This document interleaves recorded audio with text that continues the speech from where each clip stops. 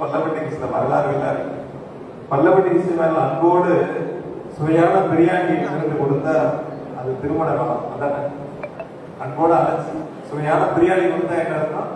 அது திருமண காலம். அதே போல கஞ்சியும் வடையும் கொடுத்தா அது ரமலான் நோன்பு திறக்கின்ற காலம். ஆயிரக்கணக்கான ஆடுகளை அறுத்து குர்பானி கொடுத்தா அது பக்ரீத் காலம். பல்லவட்டி ஊரார் அனைவரும் ஒரே ஆட்டை அறுத்து கொட்டுக்கை போடாது தேர்தல் காலம். அது தேர்தல் காலம். எனவே ஒரு ஆடுல எத்தனை ஆடு வந்தாலும் சரி, இங்க உள்ளேயும் வர முடியாது, உள்ளாதான் வெளியும் போக முடியாது என்பதை கடந்த தேர்தலில் நிரூபித்து காட்டியிருக்கின்றீர்கள். வரக்கூடிய காலங்களிலும் எங்களுக்கு முழு ஆதரவை தந்திட வேண்டும். இந்த பின்னாடி தெரியுது பார்த்தீங்களா, அதுதாங்க பள்ளப்பட்டி, அரவக்குறிச்சி சட்டமன்ற தொகுதியில் உள்ள பள்ளப்பட்டி.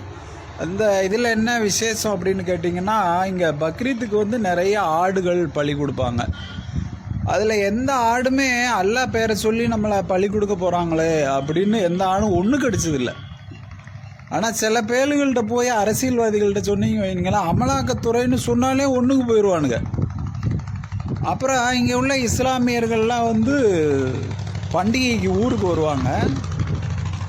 அவங்க வந்து முதலாளிகள்கிட்டையும் அங்கே இருக்கிற ஓனர்கள்ட்ட நாங்கள் அந்த மாதிரி பண்டிகைக்கு ஊருக்கு போகிறோம் அப்படிம்பாங்க.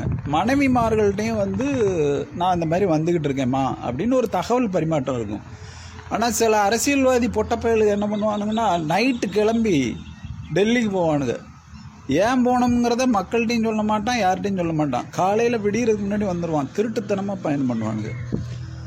அப்புறம் அந்த பக்ரீத்துக்கு பலியிடக்கூடிய ஆடுகள் இருக்குது பார்த்தீங்களா, அது வந்து விவசாயிகள் ஒரு பட்டி போட்டு அடைச்சி வச்சுருப்பாங்க, 4 பக்கம் பட்டி போட்டு. எந்த ஒரு ஆடுமே எனக்கு இந்த அடைப்பை எடுத்து விடுங்க, நான் வெளியே போகணும்னு கதறினதில்லை. ஆனால் சில அரசியல்வாதிகள் இருக்கானுங்க, எனக்கு அடைப்பு இருக்குது அப்படின்னு சொல்லி கதறுவானுங்க. அப்படியாச்சும் வெளியே விட்டுருவாங்கன்னு சொல்லி. 5 அறிவுள்ள ஆடு கூட அடைப்பை பற்றி கவலைப்படுறதில்ல. 5 கட்சி மாறி வந்த பயலுக பண்ணுற சேட்டையை பார்த்தீங்கன்னு வைங்க, அடப்பு இருக்குன்னு அலறன வேணுங்க. ஒன்றுக்கு போன பயல்கள்லாம் ஆட்டை பற்றி பேசலாமா?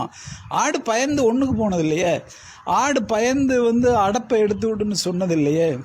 இது என்னங்க பக்ரீத்துன்றீங்க, அடப்புன்றீங்க, ஒன்றுக்கு போச்சு அப்படிங்கிறீங்களா? அது உங்களுக்கு புரியலைன்னு வச்சுங்களேன்.